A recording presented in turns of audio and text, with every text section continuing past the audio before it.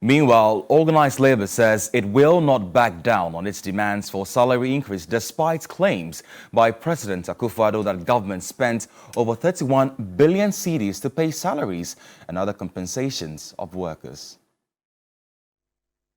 It is easy to say we lose 4 billion, but it's not easy to say the 4 billion is going to enhance the life of people because you cannot quantify that. So that is what is left.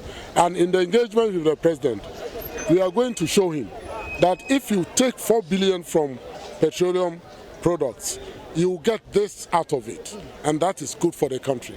If His Excellency said it will not be in the interest of the nation to remove the taxes on fuel, I think that there's still room for us to discuss that and see how, if that is not possible, the taxes that are still being collected, the revenue being generated in the economy, it should still be able to cushion the 800,000 or so public sector workers. So if you cannot remove all the 4 billion, how much of it can you remove?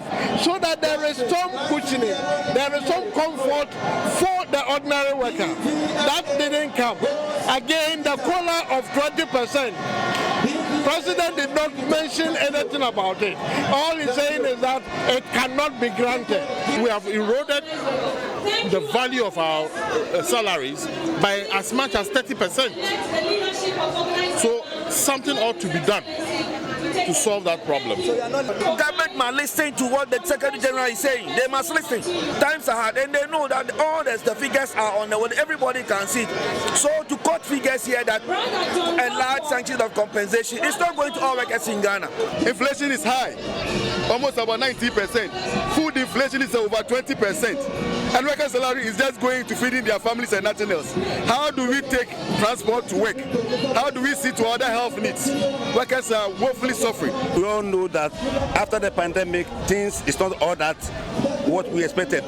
Things has increased, price of goods on the market. So when the labor unions are asking for some COLA to be able to cushion the cost of living, I think it is in the right direction. Removal of taxes on petroleum is appropriate. However, the president is saying that it is a difficult one. I do not think it is that difficult for the president and his government to deal with. What government cannot do is to turn a man to a woman. But anything under the sun, it is possible.